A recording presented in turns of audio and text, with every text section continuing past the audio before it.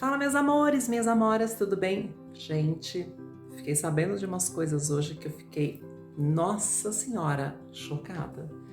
Hoje eu estive com o vice-governador de São Paulo e nós fomos numa escola estadual para dar início, então, a um projeto que foi aprovado por São Paulo, né? Pela prefeitura e pelo governo de São Paulo, para distribuir para as meninas que estão ficando adolescentes e que estão virando mocinhas, um kit de proteção íntima.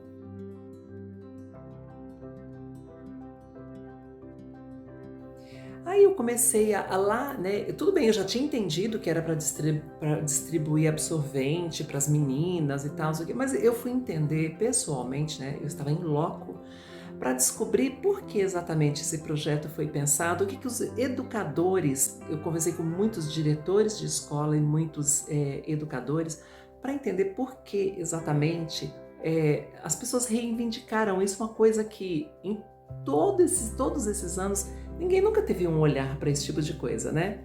E aí eu descobri coisas que me deixaram perplexa. As professoras estavam me explicando primeiro que há uma evasão escolar enorme dessas meninas, elas ficam muito prejudicadas em relação aos meninos. Primeiro porque se elas estão naquele período menstrual, elas às vezes não têm como se proteger. E para não se sujar, não sujar a roupa, não vazar, a mulherada sabe do que eu estou falando, muito mais do que eu, que sou uma mulher que não tem esse problema, né? Porque eu sou uma mulher transexual, mas as mulheres sabem exatamente do que eu estou falando. A pobreza é tão grande, gente, em algumas famílias, e a gente às vezes nem se dá conta, a gente sabe que tem pobreza, mas a gente não sabe a que ponto chega essa pobreza. Então eu vou contar para vocês uma coisa que vocês vão ficar bem passados e passadas. Tem menina que não vai para a escola porque não tem condições de ter um absorvente. Aí você deve pensar, põe um papel, enrola o papel, né? Põe ali um papel. Primeiro que papel não é absorvente, não é feito para isso. Segundo, tem família que a pobreza é tão grande que não tem papel. Algumas meninas usam outros artifícios para poder tentar se proteger e não precisar faltar na escola.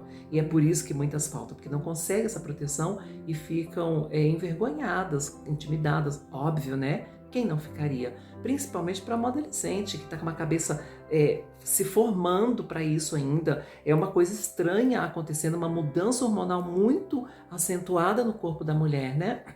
E aí tem meninas que colocam papelão. Algumas que ainda têm condições de pôr um papel enrolado, um papel higiênico, se protegem com esse papel. Agora, o que eu fiquei mais passada é que há garotas que colocam miolo do pão. E a pobreza é tão grande que para pensar que a pessoa não sabe se come o miolo do pão para se alimentar, para saciar a fome, ou se usa, é triste, né? Para se proteger de uma menstruação. Gente, eu fiquei tão chocada com isso, porque a gente às vezes está aqui no nosso mundo, né?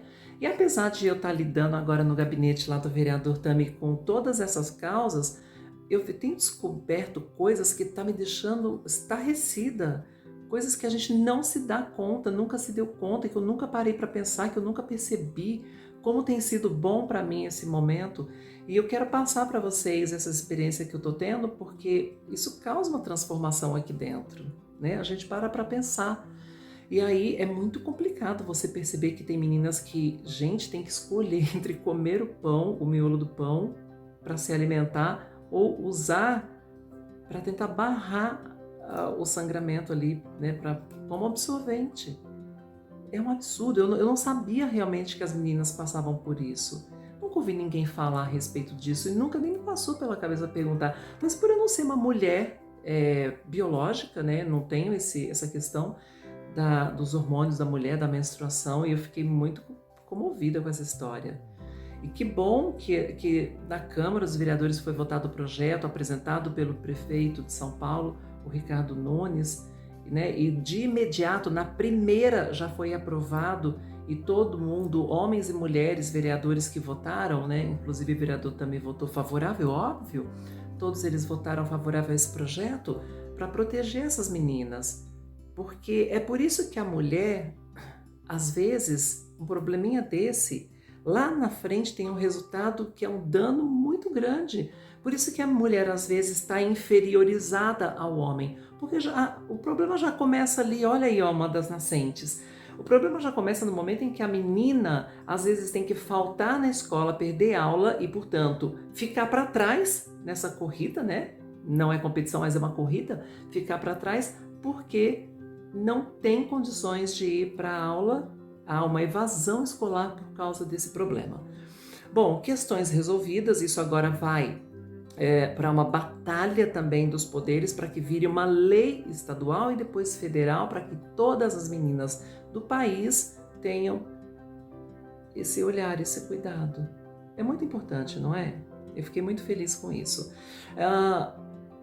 Hoje eu conversei também com o vice-governador do estado, e aí eu conversei com ele para que ele tenha outros olhares também para essa coisa da educação infantil. Porque não há evasão escolar só entre meninas e por causa dessa questão menstrual, dessa desproteção íntima. Há evasão escolar de N coisas. Há uma evasão escolar por meninos e meninas que são pretos e pretas, porque às vezes o racismo impede essas crianças de avançar, né? É uma agressão que vai tocar nessa autoestima. Às vezes a criança nasceu homossexual e está lá mal compreendida, sofrendo bullying, e aí é meu lugar de fala, porque eu passei exatamente por isso. Eu já contei para vocês várias vezes aqui que eu repeti de ano 3 vezes a primeira série, ainda sofria em casa o bullying de ser taxada como burra, quando na verdade eu só estava sendo agredida todos os dias na escola por ser uma criança afeminada. E ninguém tinha uma atenção para aquilo, ninguém tinha uma compreensão para poder falar, não, deixa eu entender essa criança, porque o adulto é responsável por isso. Isso é instrução, né? O professor tem que estar preparado. Quer ser professor? Então tem que se preparar, tem que se capacitar para isso, porque você precisa ter um olhar para proteger essa criança, para que essa criança não passe pelo que eu passei, de apanhar, de ser taxada de viadinho, de bicha, de sei lá o que mais, o tempo inteiro na escola, de ser agredida verbalmente e fisicamente, como eu fui, né? Até os meus 9 anos de idade, quase 10, eu era uma criança extremamente amedrontada. Eu tinha condições de estudar? Eu não tinha. E como é que a gente lida com essa realidade hoje? Ainda tem crianças que passam pelo que eu passei? Tem. E isso é inadmissível.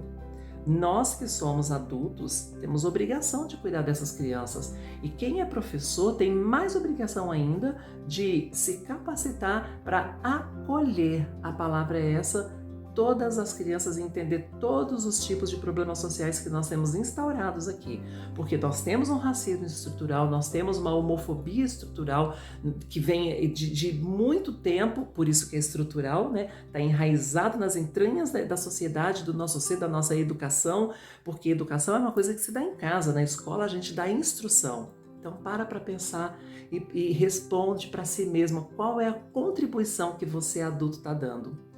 E eu vou mais longe para a gente encerrar esse vídeo. Você quer ter um filho?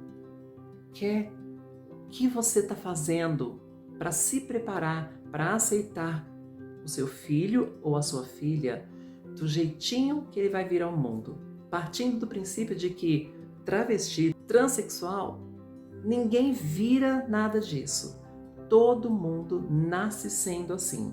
Você está preparado para ter um filho ou uma filha que possivelmente possa ser homossexual, transexual, travesti, lésbica, homem trans, mulher trans? Você está preparado? Você está preparada? Se não está, é melhor você repensar, ok? Mas todo mundo que nasce homossexual, que nasce com essa alma linda, são pessoas extremamente sensíveis.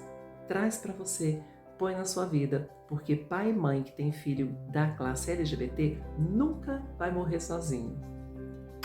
Grande beijo para vocês.